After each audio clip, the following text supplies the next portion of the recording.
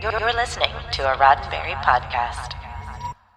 Well, you know how the old saying goes, it's not really over until we've sealed the multidimensional rift preventing a collapse of all space-time.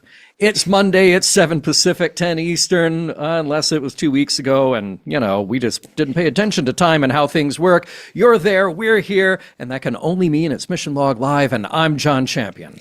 And I'm Ashley Victoria Robinson. Tonight, Star Trek Lower Deck wraps up Season 5, and all of the amazing magic that they've given us so far by introducing us to the new next generation. That's way easier to remember than Gen Alpha, so I'm down for it. Click on the Zoom link, give us a call at 669-900-6833. Earl Green, our Lord and Savior, who finally in this last week didn't have to troubleshoot anything, is holding it down for you. Like he's been holding it down for me and John. Just an absolute ding-dang superstar. Bravo. Yeah. So again, talk to Earl. He's like the coolest person here by clicking the Zoom link or calling us at 669-900-6833.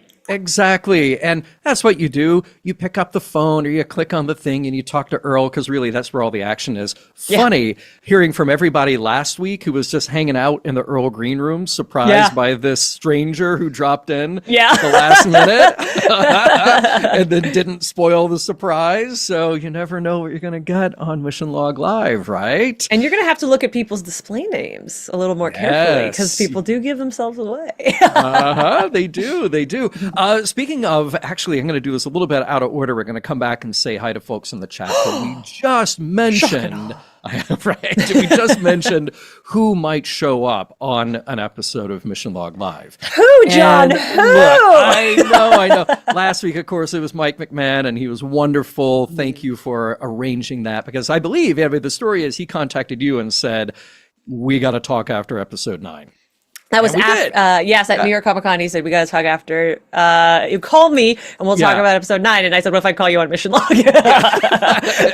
And it worked. And now here's what's cool though. So next week on Mission Log Live, we will do a wrap up of all of Lower Decks. I mean, that's going to be up to all of you. That's up to everybody who's listening. Call us your favorites, standouts, maybe your least favorites. Maybe you have nits to pick. You can pick them with us and the rest of the audience. That's fine. But we will do that. And then the week after that, I am very excited that we will welcome Chris Pernosky and Barry Kelly from Titmouse Animation. Yeah, amazing. Exactly. We're so lucky. So if you want to talk to people who really, as a Pac-Led might say, make it go, these are the people who make it go. Yes. So don't miss that. And before we get into what's coming up on Roddenberry Podcast, let's talk to everybody who is in the chat. Thank you, everybody who has made the jump over to YouTube. We got Paul Harveth. We got Jem McMahon. We got, we got Carlos. We got the Welch guy. That's new to me. Hello, Welch guy. Hello. It's Mark Welch. Hi there. We got Brandon. We got Zach. We got, who else? We got, they're all talking to each other, right? So I'm jumping through that. We got Ashley. We got Laura. We got, who else? Oh, hey, John Arminio. I imagine he might call in at some point. Fingers crossed. Fingers crossed. I know, right? We have Alan. I imagine he might call in too. There he is. That's the one I was looking for. Brian, BC. Don't do it. Great. He did it. Celebrate. He did it. Okay. How dare you, sir? So welcome, everybody. And there's Spencer as well. Welcome, everybody who is there in the live chat. Now, let me give you a quick update on what's happening this week on Roddenberry Podcast. Well, happy holidays, everybody, to my co-host and to Earl in the Earl Green Room and everybody watching. Happy holidays to everybody. Most of our podcasts are going to be on a little bit of a break because we need time to relax and we need time to breathe. You, if you're not doing that at home, you can just take time to catch up. That's fine too, right? There's like thousands of episodes that you could revisit. So many. There's so many, right?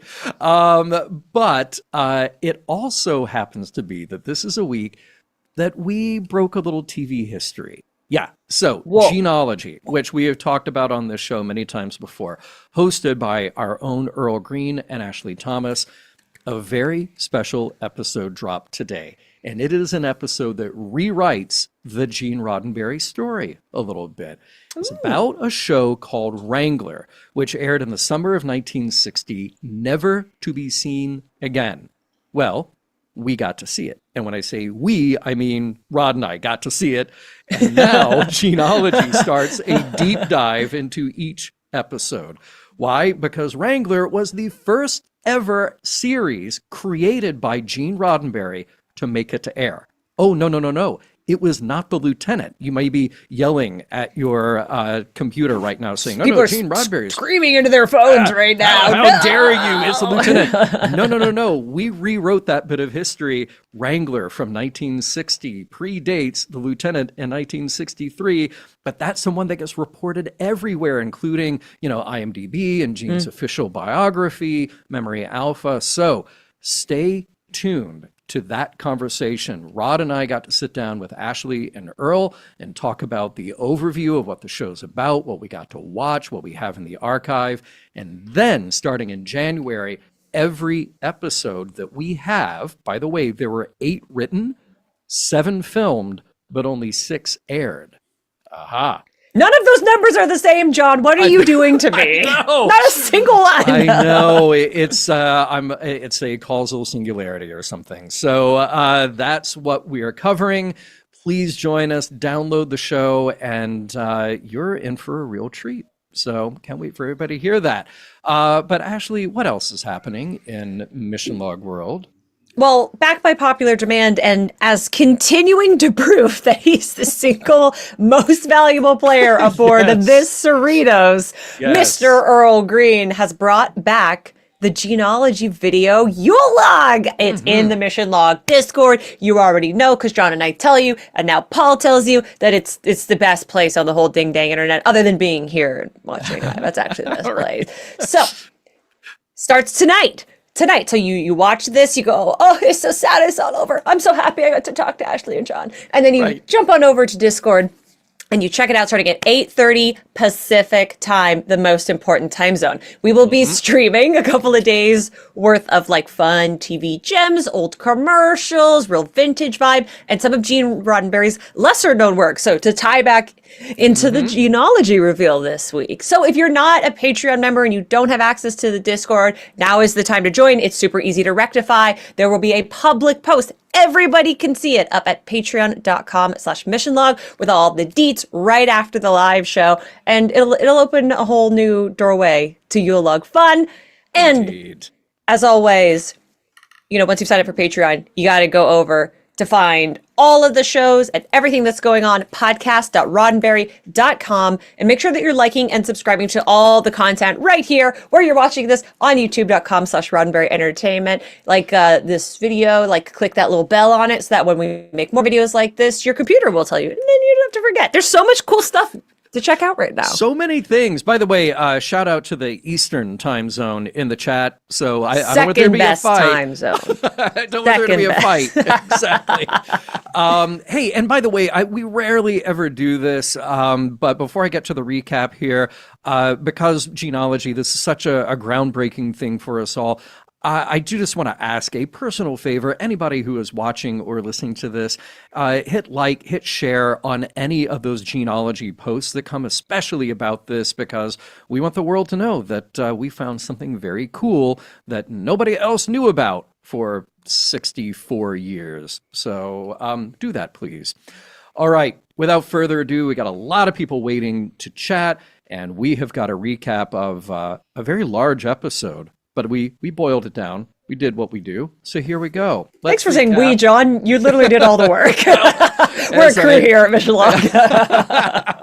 All right, let's recap the new Next Generation. Somewhere at the edge of Klingon space, Relga and a small cadre of birds of prey are getting their own taste of the multiverse fissure, destroying one ship after it transforms one ship into something else, an alternate take on the Klingon look that may have gone out of style in the 2250s. Relga later encounters Mah and Melor, falsely accusing them of destroying the ship that was lost in the rift. Meanwhile, on the Cerritos, we catch up again in the bar where the lower deckers are doing their own version of the top of the show recap. Mariner is loving life as a JG. T'Lyn and Tendi are teching the tech. Boimler is getting a little closer to being the other Boimler from his pad. And Rutherford's having a hard time interfacing with Cerritos' outdated components. But when Bradward freaks out over his transporter clone's warning, it's straight to Captain Freeman, who, along with Starfleet Command, agrees the reality-destroying rift is a big deal. The solution? Shoot it with a subspace gluonic beam and hope for the best. All the other ships, like the Enterprise, are too far away, so it's up to the Cerritos and a handful of theoretical shield updates to save the multiverse. And in case you forgot, Klingon drama. Relga, along with her little Targ, shows up demanding the extradition of Mach and his brother Malor, who have sought asylum on the Cerritos. Freeman stalls at first, but reluctantly takes advice from Admiral Freeman to hand them over. Only, we need to jump ahead here. That order was faked by none other than Relga herself. Patience wearing thin, Relga attacks, and the Cerritos warps to the rift, where the ship transforms into a Freedom-class ship, which is just so cool because Tendi likes the single nacelle configuration. Brace for weird, because that's how it gets as the Klingons pursue the Cerritos, and it keeps changing into alternate designs, and Mach, it starts lashing out over Malor's disappearance, blaming Mariner. The Cerritos is dead in the water with Klingon disruptors ready to fire, but Ransom exposes Relga's video trickery, which calms Mach down a bit. After buying some time, Billups dispatches Ollie to the hull to throw some of her energy beams at Relga's ship, exposing it to the rift's energy. Her crew devolves into proto-Klingons, whose infighting distracts them from the Cerritos. Now morphed into a Sovereign-class ship, and then everything else before settling on California again, the Cerritos crew get back to the mission of closing the rift. Rutherford realizes his frustration with Cerritos' old systems were actually with his own cybernetic technology, and he rips out his incompatible implant, then reconfigures the Cerritos for a final leap into the rift. But the universe has other plans, splitting the ship into two quantum realities. Enter science besties Tendi and T'Lyn, pulling their two halves back together just in time to fire the beam, which, of course, does not work. Malor brings some Klingon farming wisdom, and Mariner jumps into action to reconfigure the beam, stabilizing the rift into a permanent gateway to other universes. With all possible realities saved, Starfleet moves Starbase 80 to guard the gateway, protected by its particularly vintage technology, and Captain Freeman takes charge, exploring those new frontiers, leading to a heartfelt goodbye. Things aren't over for the rest of the Cerritos crew just yet, though. Rutherford debuts a handsome new implant-free look, flustering Tendi, and Mariner surprises everyone by embracing her mom's departure. And this moment lets us all reflect on the Cerritos crew. A mishmash of people who don't fit anywhere else, but they get the mission done. On the bridge, Captain Jack Ransom takes command and assigns Mariner and Boimler as co-provisional first officers. The Cerritos glides past Starbase 80 on the way to its next adventure. After all, this isn't the end, it's just the beginning. Let's engage the core, people. The end. Thank you. It's the last time you get to say that in Lower Decks. It is. That face. Well, I hope there be something to come back. You know, Yeah. there's a lot to unpack here. There's a lot to dig. Is there anything that you just have to get off your chest? I didn't burning you up about this. I didn't get my kiss, but we got so close, John. I thought about you. So close. I thought about you, and I wondered how you were feeling. Now I Screaming, know. crying, throwing up. It was the best ever. What a gift to me personally. Yes. I'm sorry that you couldn't have that, but maybe one day with an action figure or something. We got the trip to Paul retcon that I've been waiting on for much longer, so Yeah. we never give up hope. Okay, fair How enough. about you? I love seeing the Discovery Klingon Yeah. jump in there. And I love seeing the Klingon sailing barge because we had just covered Barge of the Dead on Mission Log not that long ago. And it's like, I know that ship. Great, great, just little. And by the way, the battle scene between the Cerritos and all of Relga's ships. Oh my God, it looked so cinematic. Oh yeah, it this looked like episode a looks movie. expensive. It really did. So good. A lot of depth of field shots just with characters and rooms, which they kind of do anyway, but this just felt like they just amped everything up. So yeah, good stuff. Well, So let's go to our first caller. It's Brandon. Brandon's got a guest, and the guest has a guest. Yes, Gabe brought a friend as yet unnamed. Oh, okay. Well, when the new friend gets a name, let us know for sure. Absolutely. He's he may chime in here, so I apologize in advance. Dude, no apology. Wes, I'm hoping for it. Yeah. Okay. Yeah, we want his takes. Then I have great news. No, John. I actually you touched on something that I was thinking of really early on, which is that I loved the Klingons turning all Discovery style, and the show just sort of lampshading that whole design and seeming like it's completely from a whole other world. I mean, they tried to explain it away before by being like, "Oh, I see the Klingons have started growing their hair out after the war," and I'm like, "Yeah, sure." And they started like really filing down the back of their skulls and getting rid of the extra nostrils. Yeah. But I thought there was, I don't know if you heard this callback when they turn into a sovereign class. So we've got that line in season 1 where Captain Freeman says, "I hate when a ship goes in for repairs and comes out looking all sovereign class." So annoyed when her ship turns into a sovereign class. She's like, "Fine, I'll take it, I guess." I love that. And by the way, yes, I mean, that was a great callback. I happen to like the Sovereign class. Me too. Yeah, I mean, this is a cool looking ship. But something that I love about what you pointed out with the Discovery Klingon, exactly, Gabe. Yes. He's a sovereign fan too. With the Discovery Klingons is I think Mike has mastered what a lot of the other shows haven't quite figured out, which is for as many times as I've complained, they will present a joke and then stop to explain a joke, and I think that's not necessary. The other side of that, which I love, is just we're just going to drop a reference here and just walk away from it. And then just let all of you figure it out. And whether it's us saying something about an alternate universe or just saying, yeah, this stuff exists and you're fans, you'll put it together.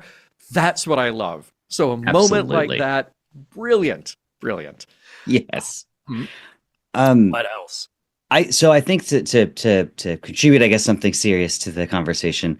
I love how, I mean, the whole, and it's not very subtle, but the whole message of this particular episode is trust. Freeman trusts her crew. And I loved that conversation with Boimler and Mariner early on, where she's like, "Of course I trust you." And they're like, "Oh, hey, great captaining." Right. But, there's no drama that comes out of that. It's like, "Yeah, of course I trust you." And she trusts her crew throughout the entire episode, and it pays off. And it's been earned. And meanwhile, most of Rutherford's issues come from not trusting the Cerritos, which has more than earned his trust over the years. Tendi and T'Lyn, their issues come from momentarily not trusting each other, and once they trust each other, success.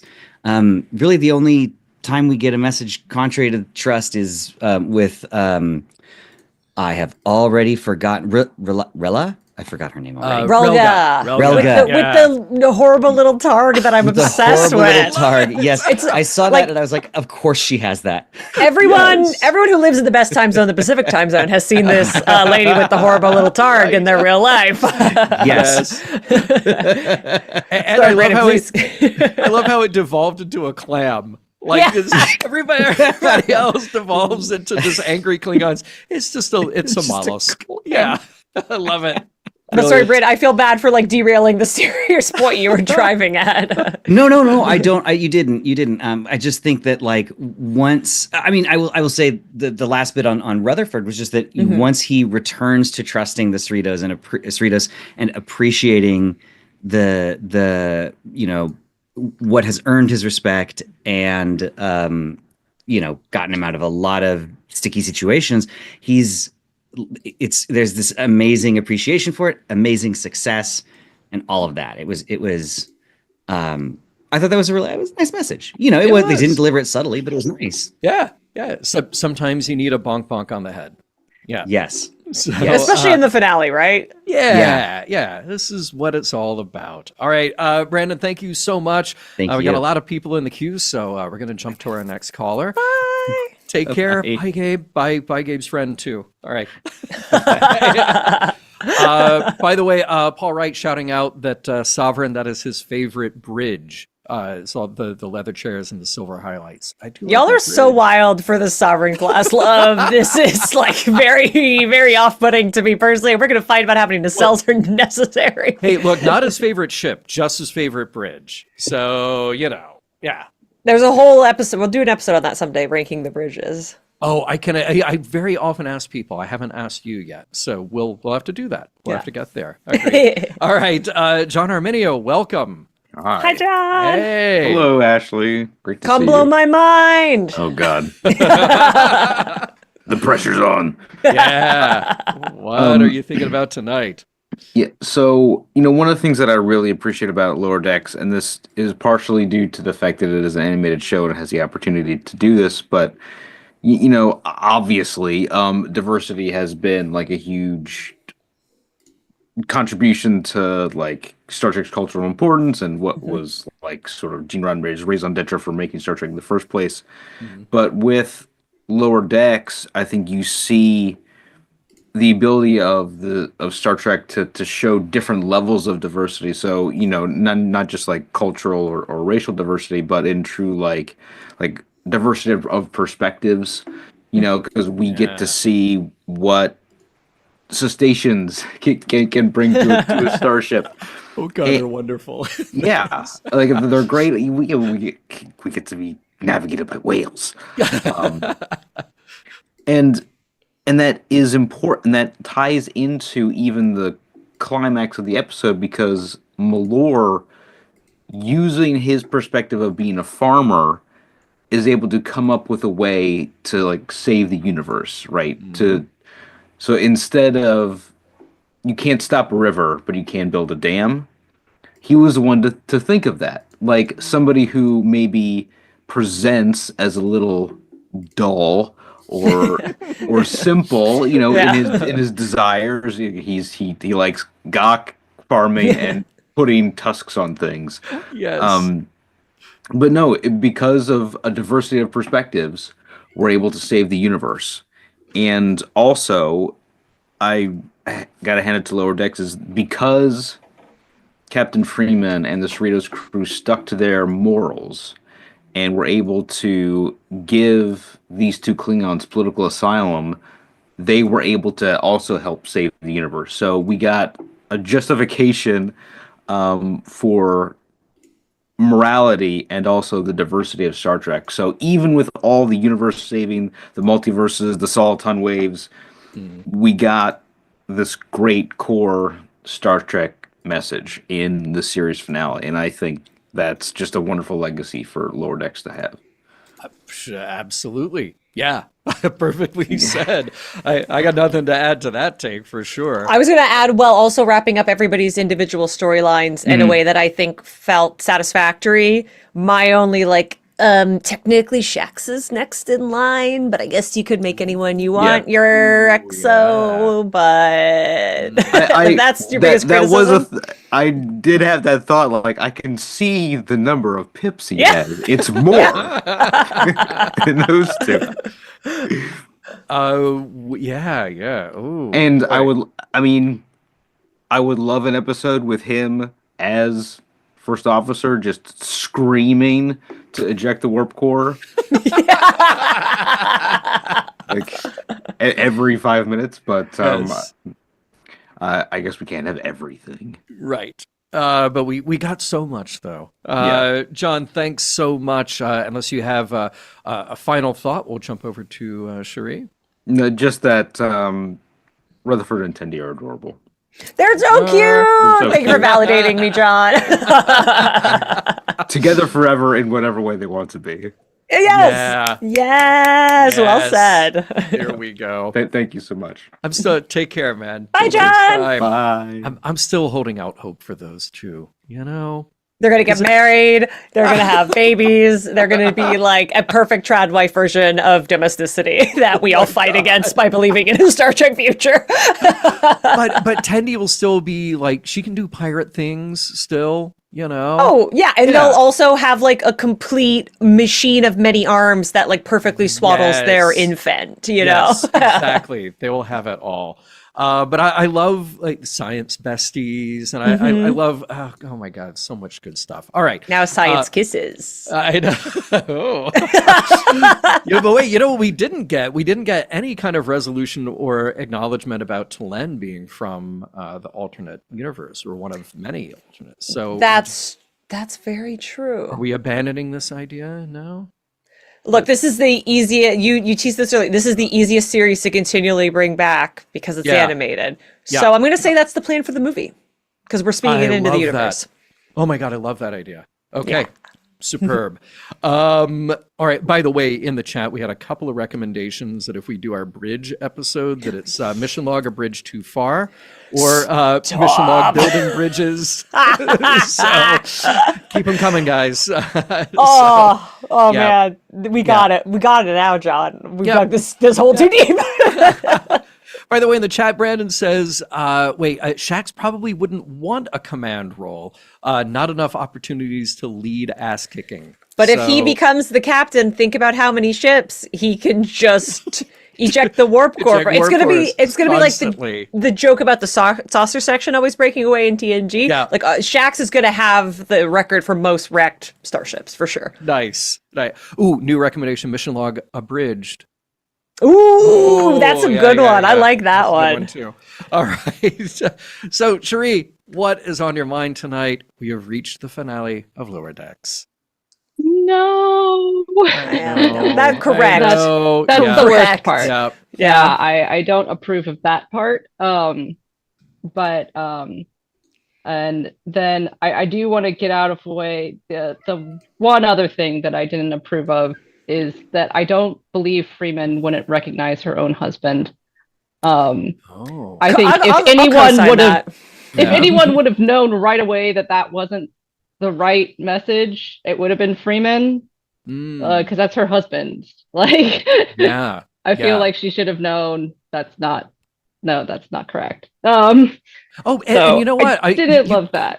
So you could actually still do that plot point, and it's Freeman who comes up with that bit of subterfuge to not release both of them. Like that would still make sense, but I wonder if we kind of need that moment to give Ransom a bit of intelligence. I just feel brawn. like I don't like it when it's contrived like that, though. Like, I mean, I think there's plenty of other ways we could have given that to Ransom that wouldn't have been at the detriment of another character.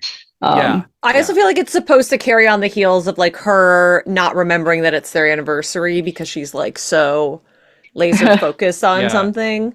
Maybe. I mean, you could make the argument that like, I think like if anything, any of my critiques are just based on the fact that there needs to be more Lower Decks, and yes, correct. That is really the fix for all of this. Just give them more episodes, and then they can all be explained.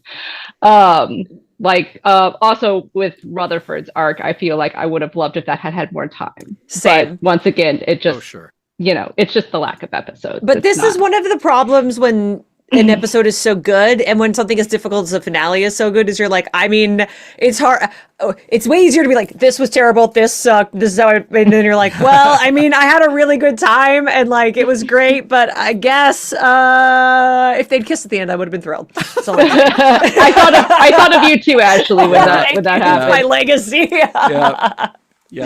But I figured since those are my only two inputs for the episode, and a request for me ranking the cameos was requested. Yes. And we have all the cameos now. As much as I love Jolene, And like, Okay, if all you were right. to rank them on ones that made me scream the most, Mhm. it would Jolene Blaylock would be at the top. And I feel like that should be a whole other list of Yeah. ones that make me scream the most and Yeah. just make me like personally most happy.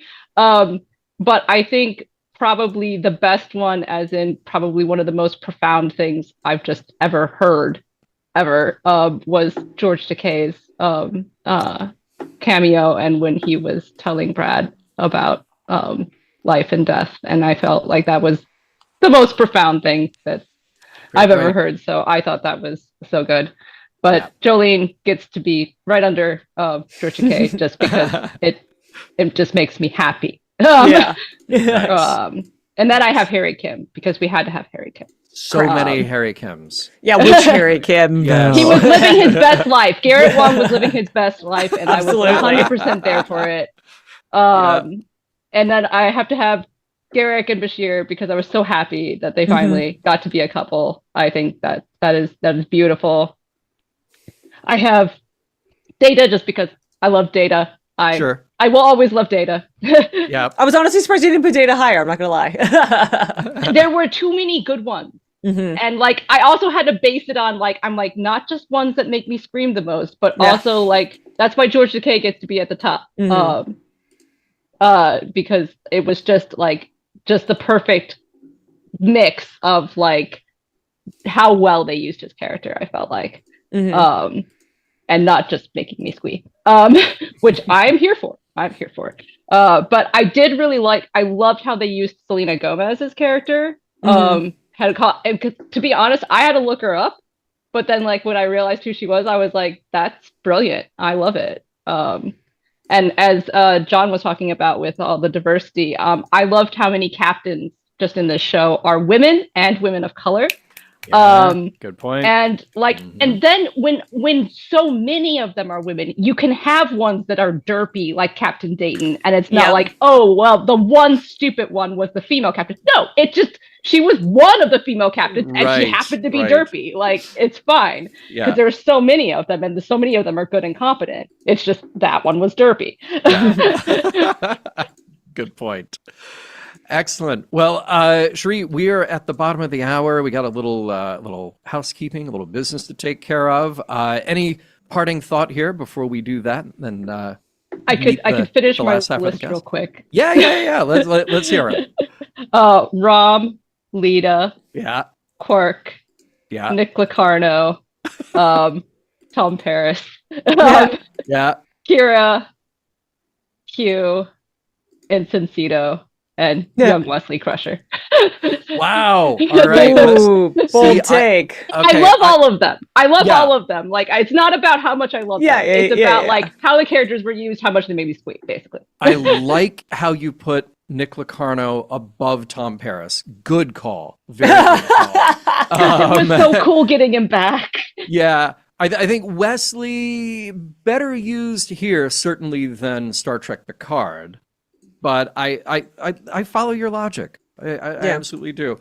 All right. We gotta do our things. So I hope we see you again in the next week or two when we do our continued follow up. All right. Take care. Bye, Cherie. Yeah. Pleasure as always. Till one next last time. sarcastic Vulcan salute.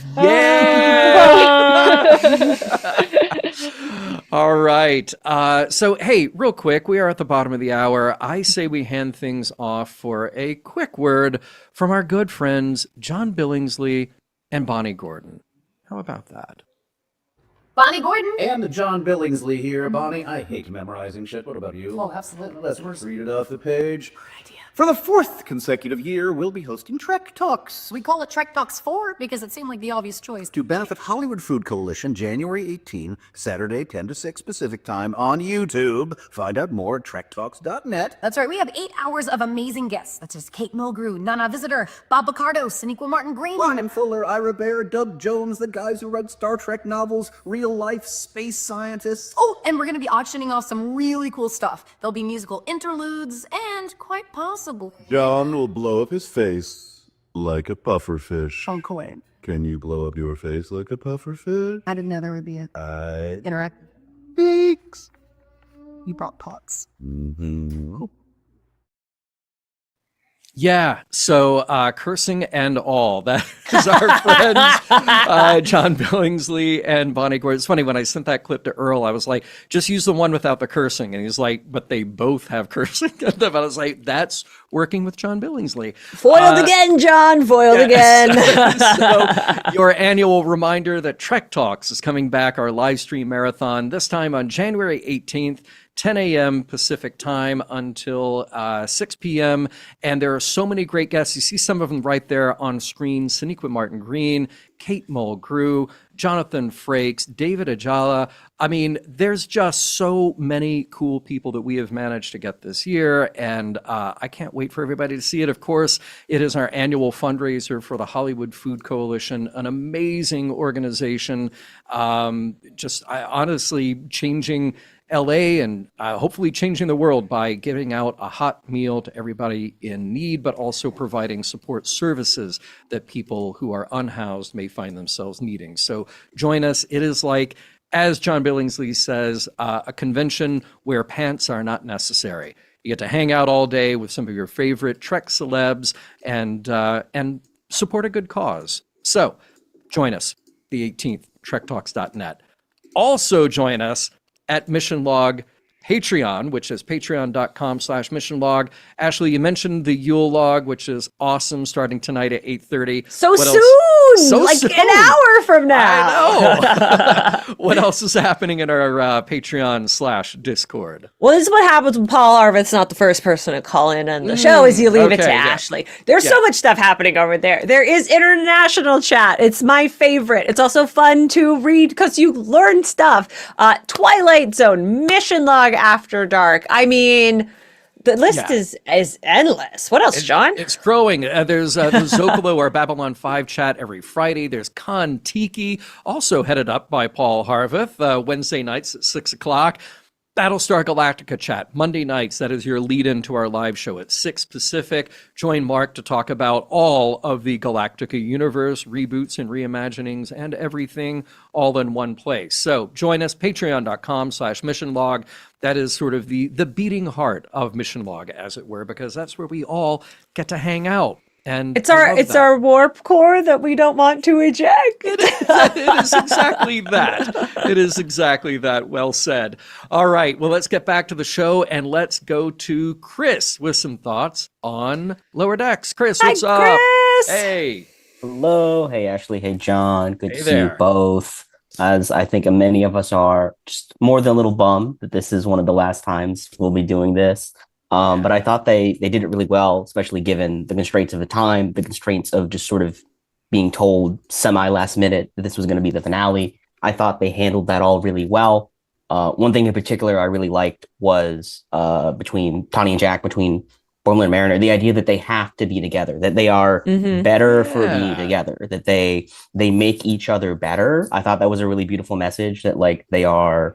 that like their strength comes from their bond, from their togetherness. And I thought that was a very sort of like humanistic, sort of classic style message. And I just really like that.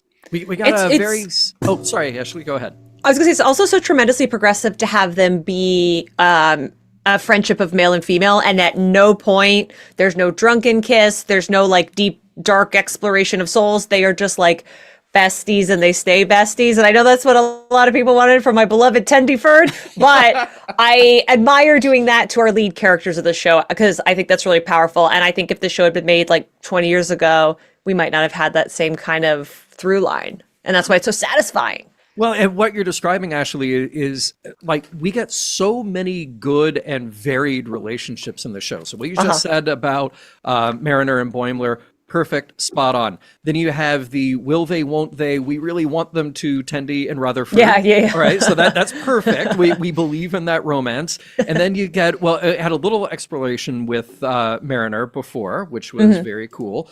But then like you have this off the wall relationship with Shax and Dr. Ta'ana. So I love that this Which show also works. Like you completely are like, I believe they make out. Yes. It 100% works. And just think about it. We got 5 seasons, 10 episodes, and we got all those different types of relationships. Yeah. Whereas we have lamented many times on Mission Log, you have these other, hour-long dramas that go on for 7 years, and it's like, okay, we're waiting for a believable relationship here. We're waiting for something that doesn't feel like it came out of, a 1950s sitcom. So well done to Lower Decks for doing something that broadens that universe a bit. So yeah, well done. Well said, John. What else we got, Chris? There was just one other thing, because I know we got a lot of people in the queue. I thought it was very sweet. So at the very end, they're all at the bar in that final scene. They are drinking margaritas. Margaritas, of course, are from episode 3, episode 4, the buffer time episode, when they're all sitting around. So I thought that was a very nice sort of full circle, like not in your face moment, but I caught that the second time around. I was like, oh, they're drinking margaritas, just like in the very beginning. So I thought that was a sweet note to end on. So good. That's I love it when all those little details pay off. I mean, you got to hand it. It's everybody who works on that show is so good, but you really have to hand it to Mike McMahon for having his hands on all those little details that connect it holistically. Yeah, into whatever like writer's assistant had to spend a whole day command effing things in the script library. Like, great work. For real, absolutely. Chris, any final thought? Just it's been a wonderful ride. I'm sure we'll talk more next week about it all. Yeah. But thank you guys. Cheers. Have a great night. All right. Hey, Bye, cheers Chris. to you in my much less festive glass. All right. Take it easy, man. Be good. All right. I am very excited about this. We have coming up Paul Harveth and Scott Palm. Scott, Two men, Palm. no Yes. baby. No baby. Just two men, no baby. Our favorite friendship and duo of this season of Mission Log Lower Decks. Yes, indeed. So let's see here. I believe that Scott has got some thoughts to share with us. So take it away, Scott. Hello again. I would like to start by saying I am engaging the court. This was the best episode of the season, and maybe best series finale in Star Trek. I loved how they connected the dimension portal with Starbase 80. And Captain Freeman is perfect to command it. I don't know if this is the right message or not, but Starbase 80 was on its last legs, but the crew is getting a second chance. And I must say that I like the idea of dual science officer and dual first officer. Smart idea. But I do have one criticism, though. We won't see what's next for Tendi and Rutherford. Thank you, Scott. Thank you. Finally, I have to say that they have left the door open for a movie someday. Bravo. With that said, I am disengaging the court. Amazing. Thank you for engaging the core right here in front of everybody. And thank you for making so many good points. We kept being like, oh my God, yeah. I got something to add. So many good points. I do want to touch on what you said about Starbase 80 and the Rift just for a second, because I love the idea that in the spirit of Lower Decks, and like John Arminio was saying, and so many of our callers before, that everybody has their place, and we have this diversity of ability, we have this diversity of people. So here's Starbase 80, the most criticized, the most ridiculed place in the show, but it's not just a second chance, it gets its purpose. It's basically Deep Space Nine. It is. It's like beside a wormhole. And I just respect absolutely jury-rigging your way to a new Deep Space Nine led by another great black captain like that. I was like, this is great. This is just for me. I'm so happy that we puzzle piece this together. That was so cool. And then I just felt like the thing, one of many things that Lower Decks has done successfully is to take the core ideas of Star Trek, take them just a step further and make the audience go, oh, wait, but the mission is bigger in this way, and it's bigger in this way. And now it's not just yeah, we get to fly around, as we learned from Lily Sloan last week. It's not just about flying around and meeting aliens, it's about meeting each other and learning about humanity through all these possibilities, all these variables. And now we've sort of like parked that right in the middle of this version of the Star Trek universe. Like, no, no, no. It's not just flying around from planet to planet. It is now going from universe to universe. So again, Lower Decks has taken the idea and expanded it beyond what we had ever thought up until now. It's great. It was wonderful. Also, the universe opening portal means that when Star Trek is inevitably rebooted again in the next 50 years or so, Right. that the Lower Deckers can still get there because they have Yes. access to infinite number of universe. Like, it's really shoring up our movie pitch in a nice way. Very, very cool. Yeah. I do have to say, I think that, yeah, Scott, you just said that you think that this is probably your favorite Star Trek finale episode. It's a And good one. It's right up there for me. Yeah. But I also think that, just me being a little bit nitpicky for a moment, I think I prefer episode 9, Fisher Quest, just as a standalone episode. Like, I think it is firing on all cylinders from beginning to end. It just works as an episode. This is a great episode. I think it's a great episode mostly in context of everything that we've gotten up to now. It just, it builds and kind of finalizes all of that. Not to take away anything from it at all. I was just thinking that today as I was kind of following it along again and for the third time for tonight's broadcast. It's no Enterprise finale. I think we can all agree on that. Definitely agree there. But hey, there is another alternate universe where Trip doesn't die and they get 7 seasons. That's all that matters to me. There you go. There you go. Any other thoughts, Scott? Okay, well, hang tight because we're going to jump over to Paul here for a second. Paul, what's up? I as a senior member of the fandom here in the Discord and Mission Log community, I've got one line that stands out as being truthful, and I appreciate Mike for doing this. He goes, "I love you, but I also love putting."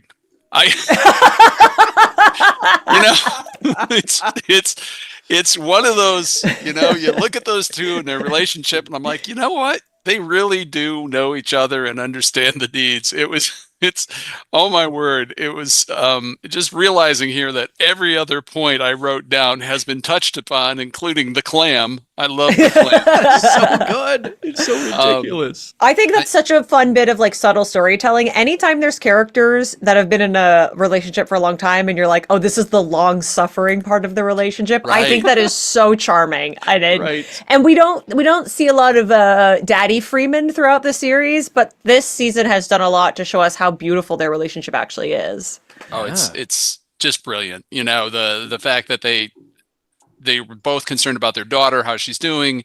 I mean, it really just brilliantly executed. And I'm just gonna say, I want to be sad, but I'm not. I'm happy. What I'm really happy about is they didn't have to revisit.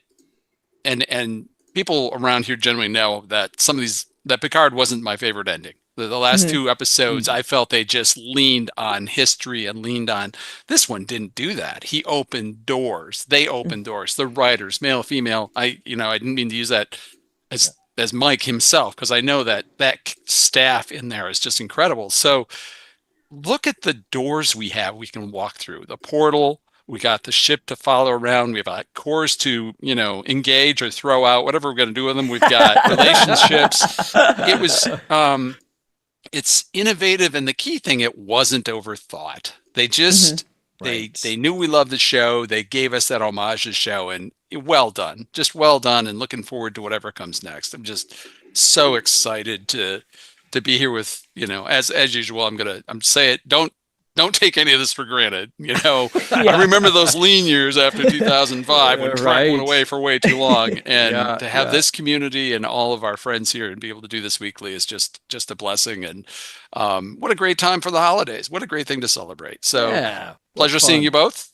Paul really came in was. and said, "You guys are going to complain about this ending. I'm going to say something lovely about this ending, Yeah, I proving am that he is the most evolved among us." Just let's not talk about any other shows. So here's my sarcastic Vulcan salute. Yeah. I'm doing one for Scott too. You know, Heck couple weeks yeah. ago. Yeah. All right. See y'all. Paul, Thank you take so care. Bye, Paul. Bye, Scott. Scott, take care. Awesome hearing from you both this week, and we'll see you next time. See ya. All right. Let's jump over to Jim. How's it going tonight, Jim? What's It's up? great tonight. Yeah, I mean, last time you didn't get to say a whole lot. I apologize for that, but look, that's what happens, when you get upstaged by Mike. Yeah, that's what happens. Yeah, that's what happens, and I got over it. We're glad to have you here. Yes. And what is on your mind about either episode 9 or 10? Yeah, frankly, we owe you. Yeah. I think I said everything I could say on episode 9 after this point, but Okay. in episode 10, I was so glad when Boimler just finally took that pad from and then just cracked it over his knee. Yes. He did not. It was a crutch on his. It was a crutch on his storyline all season, and they finally got rid of Well it. said. Yep. And we didn't mention the beard this time. The beard is full. Yes. The beard is. She looks so good, finally. 10 weeks later. Yes. Just Yeah, like all Riker, season. better with a Yep. beard. There were Yeah. several episodes where people with partial beards looked better than his partial Yeah, beard. yeah. Right. Yeah. He looked great. He looked fantastic. And Mariner even got to compliment him on that. Yes. That was a sweet moment, a It really was. sweet moment. Yes, I absolutely loved that. Yeah. So good. What else? Any other thoughts, Jim? I did have one other thought when they got onto the Terran Empire ship. Mm-hmm. It was obvious Shax thought he was in dreamland. And then it was like he was a child on Christmas morning who didn't get the gift he wanted when the weapon systems went offline. Oh, it was very much like I asked for a pony 7 years in a row, and this is what's finally happened to me. Yes. Yes. Oh, that was like just the sheer sadness on his face when he couldn't fire any of those weapons. Like your heart just broke for the guy. Yeah. Oh, maybe not enough Shacks in this episode for me, but I was glad of what we Never got. enough, frankly. Yeah. No, And that just speaks again to the strength of like the Titmouse team, because I wanted to be like, well, his performance is really good, and it's like, no, the animation is really good. Dummy. Yeah. That's why that was meaningful. There was never enough of most of the bridge crew during this season. Yeah. But it took them up to this point to really justify and give a satisfying arc to Ransom. So I'm glad for that. He's had his moments. It feels correct. Like it's one of the few times where you're like, yes, this is good. Yeah. Even just at the little moments, like he's still himself. Him catching the punch that Mach is throwing. So good. So great good. Moment. It was a great moment. By the way, speaking of our Klingon duo, I didn't mention it earlier, but I loved the bit where they're on comms with Relga's ship. And it's Mach talking, but Malloris is constantly jumping into frame, like no, They're fighting each other. Yeah, it's blood wine. It's not junk. It's basically what it's like here whenever we record. Right. So good. Also, shout out to the new invention of the Schrodinger possibility field. I Love thought that it. was great. Yes. Put it on a t-shirt. Yep. Exactly. And Cactus Head. I fully want to see Cactus Head at a convention in You cosplay. really need a cactus species now. Yeah. So I got to see that at a con sometime. Jim, if that's it, we will jump over to our that's next all I had. caller. All right. Well, take I can only care. do like Thank a you. half Yeah, sarcastic. here we got it. Bam, Yeah, we got you covered. Boom. All Bye, right. Jim. Take care, Jim. Bye. Till next time. All right. And wrapping up our show tonight is our old friend Alan, still the record holder for Collins, the Mission Log Live. How's it going, Alan? Gotta do it, guys. Yes. Come on.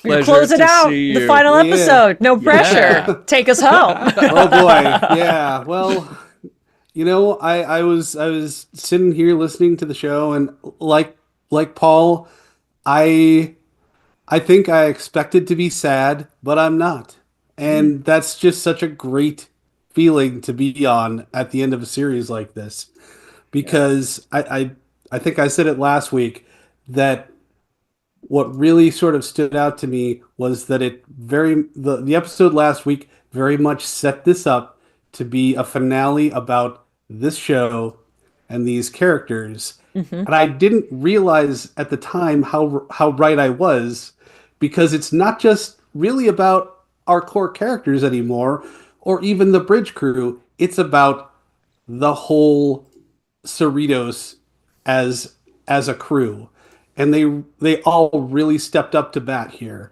Like this is not like, season 1 through 3 Simpsons where it's still just about the family.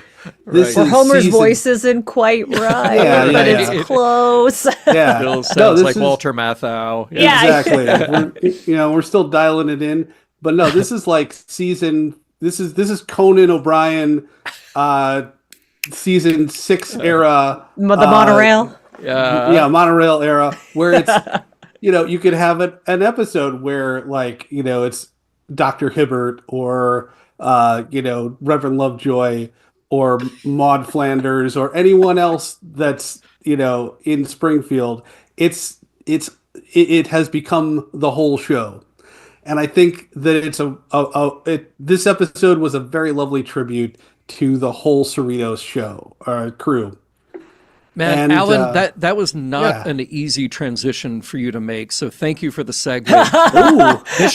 Hey. Mission Log: The Simpsons coming in 2049. Hell yeah! There are yeah. you could there are a lot of crossover. There are. references. Yeah. Yep. Yeah. Maybe we need to do Futurama. I don't know. Morals, Let's meanings, see. and Millhouse. So just all of Futurama, like not even the specific Star Trek all parody, of but just it. from beginning to end, it's just Hey, Futurama. Rod's a fan, so yeah. if you Yeah. want to host, I volunteer as tribute. Okay, very good. Man. I will watch all of Futurama for you. Nice. Yeah, don't worry truly, about it. like twist my arm. Speaking of, I realized just while I was in the green room that I've actually been like sporting show gear this whole day. Oh, that's awesome! Yes. I was going to say seriously about what you're describing about the kind of the breadth of the universe and the characters. I knew that they were going to land this. I knew that they were going to tie things together. And yet I still let myself get fooled about mid-season, where I'm thinking to myself, well, why are we spending time with the Klingon farmers? Why are we spending time on Starbase 80? Is it Yeah, just to pay off me a too. reference from 2 years ago? Yeah, right? So you had that. You're like, okay, but we only have I think so we many said that episodes like left. every episode except last week. We were like, but why are we still doing this? I mean, it was a great episode and I had a lovely time, but why are we still doing this? Where's the Fishers? Where's the Fishers? Yeah. So I knew that, okay, these things had to have significance beyond just, it's a Mariner arc because that's her Klingon friends. Yeah. I knew there had to Yeah. be something there, but I didn't quite expect it to be all of this. And I am wholly satisfied by that.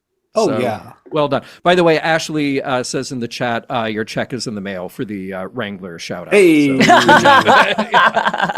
I want to go back to Alan's point about like highlighting the Cerritos, because Jason Inman taught me that all finales should be judged by how they tie back to the message of the show that's introduced in the pilot. Justified does that really clearly. We dug coal. And if you go back and watch the pilot, which I did, as I decided I was going to try to make this point at some point during this episode today, it's a lot about the Cerritos and setting up why the Cerritos is silly and how it's sort of antithetical to everything that we love about the Enterprise and then like Voyager and Titan and like other ships to sort of a lesser extent going throughout the fandom. But at the end of the pilot, they're like, yeah, but it's cool that we're all here together. Like it's a mess, but it's their mess. And here they've risen to the glory of the Cerritos, right? Like it was their home and now they're giving back to it. And They saved the effing universe. Yeah, absolutely. It reminds me of like how beloved the Enterprise is, particularly in the original series. Like it is the sort of fifth Beatle of Star Trek. And I really enjoyed like seeing that woven through the whole story of this episode as well. Oh yeah. I'll second that by saying that something that that does not rub me the right way with a lot of the way that Star Trek is told these days, and other big franchises of the big stories, is that there's always something very special about this particular crew or this particular ship or whatever. And what I love about how this series does it, but how specifically this finale does it, is that now it's the Cerritos time. And it only excels and exceeds and is successful at its mission because everybody's just good at their job. Like nobody is sort of preordained to save the universe. We don't have the expectation that this is just what they do on a weekly basis. Like, no. They succeed because of what transporter accident Boimler said. It's like, I trust them because they will work together to do the job.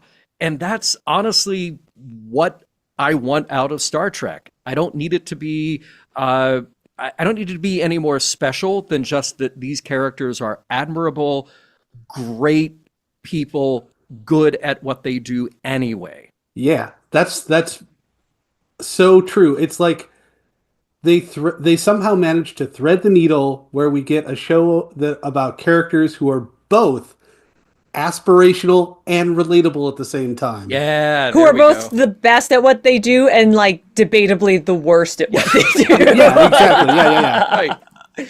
Idiosyncratic greatness. Heck yeah.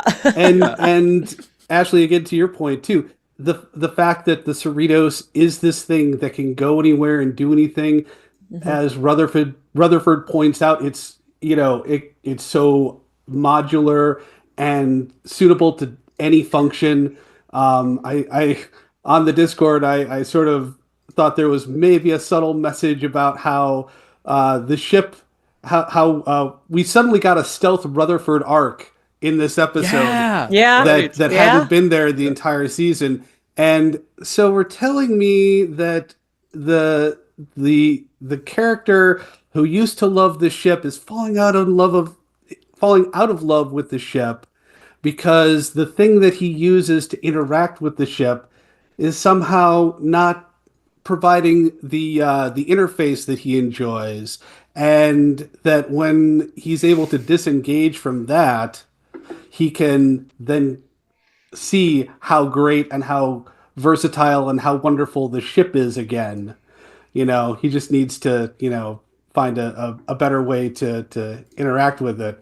And I wonder if there's a message in there somewhere about technology. We love meta-modernism to storytelling. Exactly, yeah. This is like the Star Trek version of like touch grass, kid. By the way, Ashley, other Ashley, because I love that we have this duality. We got multiple Ashleys, multiple Pauls, multiple Davids. Other Ashley Thomas, co-host of Genealogy, says in the chat, idiosyncratic greatness is my new Klingon thrash metal band. Hell yeah. So very good. Yes. It'd be good on a headstone as well. Like I'm always considering what I want to be on my headstone, and that's a good one. That's a pretty great one. Yeah.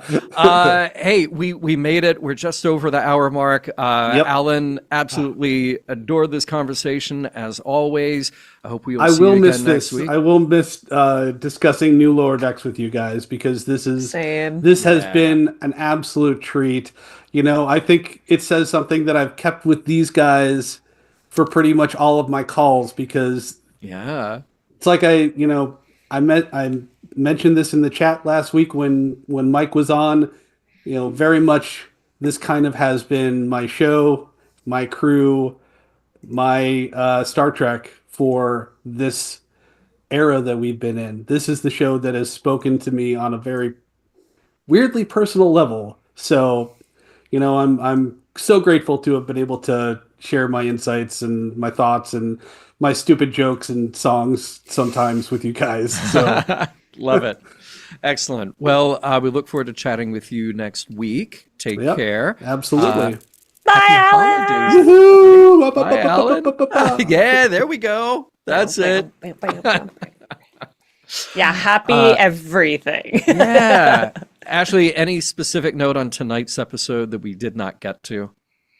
It's just honestly devastating that it's over. I think we did a good job. We did it all. We did a Let's good see. job talking about everything. Looking at my list here, it's let's see, Klingon farming, cactus head, Targ turns into a clam. I mean, that's really the highlights of my notes.